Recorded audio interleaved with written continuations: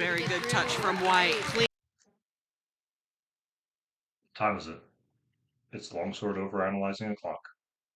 Today we're looking at three different exchanges from three different matches, and they all have similar technical executions with slightly different tactical setups. The fencer here is Jeff Will, who's a member of my club, and this is from the eliminations and finals of the AG Open 2024 in Detroit, Michigan. The hits that I selected fit the technical idea of what the RDL glosses call Ansetzen or Nachreisen.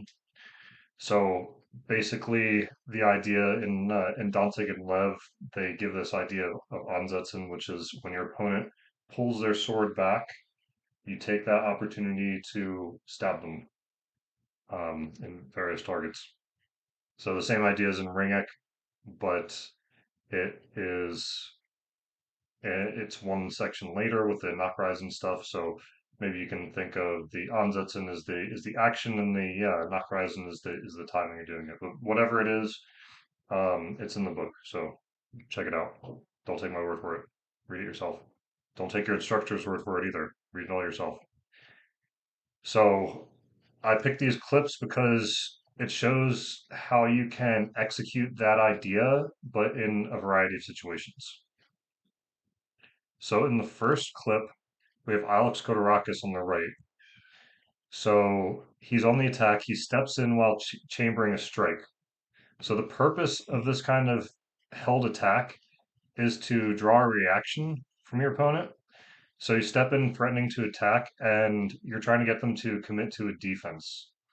And then once they commit to a defense, so like you step in, threaten an attack, I try to defend here, and then you hit here, right?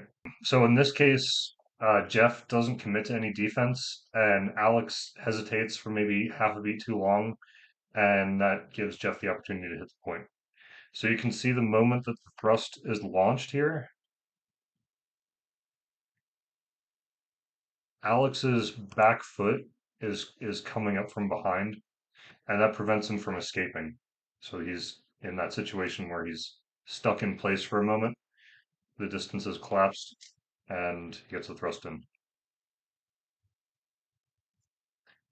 The second clip here is against JW, and the thing I want to emphasize about this one is the need to be comfortable at fencing at close distance in order to pull this kind of thing off.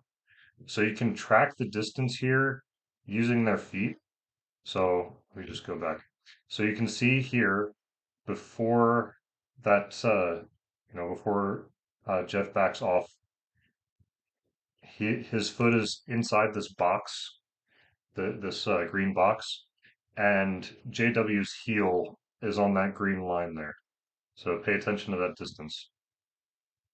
So then Jeff steps back from the JW's short attack to the hands, and now you can see where their feet are. They're basically the same distance as before. And then Jeff steps in and steps in again. So now the distance has collapsed, we can see.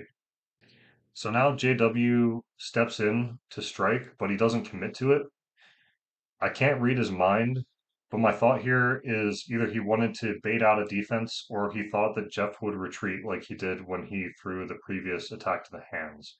So whatever the reason, JW hesitates there, and because that distance has already collapsed, because that extra little step in, Jeff is ready with the thrust and is able to get him.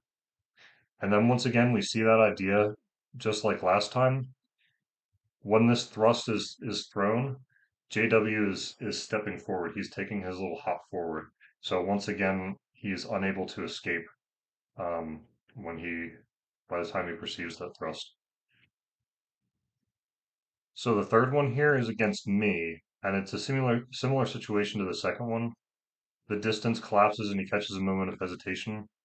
So the difference here is I'm looking for a counterattack. I'm not going in for an initial attack. So I'm looking for him to throw a cut that I can throw a squinter against. So I'm kind of coming like this. I want to get a squinter because that's worked for me in the past two exchanges. So he kind of is able to bait that out. So here when I'm about to throw my squinter, I hesitate because I realize the attack's not coming in, and then he takes advantage of that hesitation as I'm pulling back to throw a cut straight to the head. So once again, we can see, yeah. So what are the main takeaways here? I would say distance collapse. So being comfortable fencing at that closer distance, taking advantage or creating a moment of hesitation for your opponent, and striking while your opponent is moving forward. If you can do all three of those things, you can do Anzetsu anytime. So thank you and have a good one.